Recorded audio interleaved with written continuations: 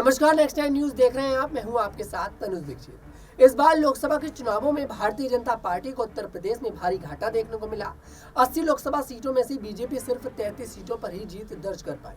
वहीं समाजवादी पार्टी ने इस बार कुछ ऐसा कमाल किया जिसकी किसी को उम्मीद नहीं थी। समाजवादी पार्टी ने उत्तर प्रदेश में 37 सीटों पर जीत दर्ज करी है। वहीं अब ये अटकलें तेज हो गई हैं कि इस बार अपर्णा यादव जो है वापसी कर सकती हैं समाजवादी पार्टी में। उसका कारण ये है कि बीजेपी पार्टी की तरफ से एक बार भी मौका नहीं दिया गया, ना तो 2022 के विधानसभा चुनाव में और ना ही लोकसभा 2024 के इन चुनावों में, और ना ही कोई बड़ा नेता यहाँ पर पदभार दिया गया जिस तरह जो यहाँ पर अपर्णा यादव बीजेपी पार्टी में रुकती नजर आए।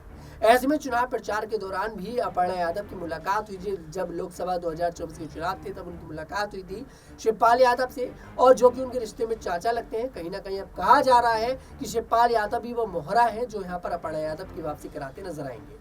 कुछ सवाल होंगे। हमारे साथ स्टूडियो में समय मौजूद है आशुति।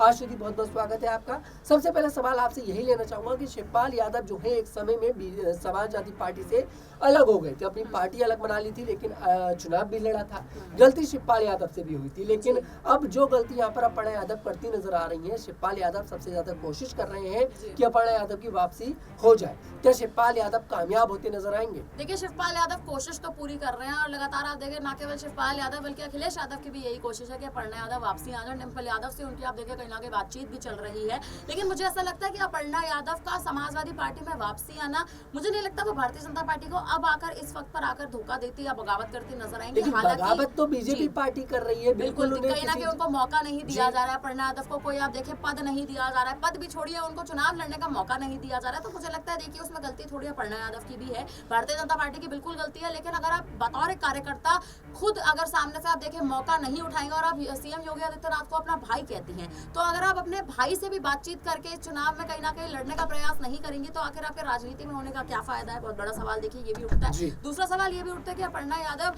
बतौर एक कार्यकर्ता और बतौर समाजवादी पार्टी में जिस हिसाब से एक तरह से आप देखें उन्होंने जिस प्रकार की भूमिका सपा में निभाई थी, वो भूमिका शायद उनके खानदान को, उनके परिवार को समझ नहीं आई, भाई नहीं, इसीलिए वो कहीं ना कहीं बीजेपी में शामिल हुई। अब इतने लंबे समय के बाद वापसी करेंगे तो मुझे लगता है कहीं ना कहीं राजनीतिक बदलाव देखने को मिलेगा। बिल्कुल बदलाव देखने को मिलेगा। क्या इस बार जो 10 सीटों पर उपचुनाव होने वाले हैं, क्या भारतीय जनता पार्टी अब मौका दे सकती है? अगर अब भी मौका नहीं दिया तब तो देखिए रुकने का कोई तात्पर्य मुझे नहीं लगता बनता दिखाई देगा। देखिए, करहल की सीट एक ऐसी सीट है जिस पर समाजवादी पार्टी भी लगातार कोशिश कर रही है कि हम एक तरह से ऐसे प्रत्याशी को उतारे जो वहां से बहुमत से जीत दर्ज कर जाए। वहीं भारतीय जनता पार्टी भी यही कोशिश कर रही है कि ऐसे प्रत्याशी को उतारा जाए जो बहुमत से जीत दर्ज करे। मुझे ऐसा लगता है बीजेपी की ओर से अगर अपर्णा यादव को टिकट दिया जाता है तो मुद्दा कहीं ना कहीं पलटेगा, नहीं तो समाजवादी पार्टी तो देखिए करहल सीट उन्होंने छोड़ी ही इसीलिए है। अखिलेश यादव ने कहीं ना कहीं, जहाँ तक आप देखें सूत्रों के हवाले से भी जो खबरें हैं कि अखिलेश यादव का करहल की सीट छोड़ने का कारण यही है कि अपर्णा यादव को कहीं ना कहीं आप देखें वापसी कराई जाए समाजवादी पार्टी में। लेकिन यहाँ पर बताया जा रहा है कि यहाँ पर समाजवादी पार्टी इस सीट से तेज प्रताप यादव को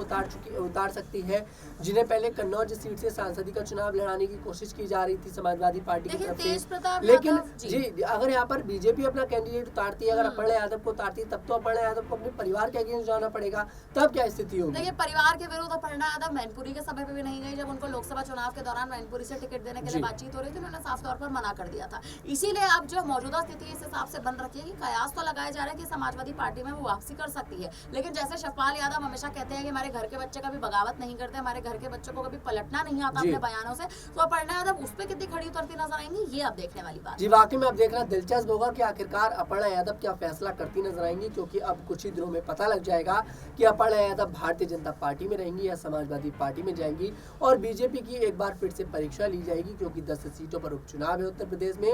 और अगर अभी भी भारतीय जनता पार्टी अपर्णा यादव को मौका नहीं देती है, तब अपर्णा यादव का कोई तात्पर्य भारतीय जनता पार्टी में रहने का बनता नहीं दिखाई देता है। आपको क्या कुछ लगता है कमेंट सेक्शन में जरूर बताइएगा।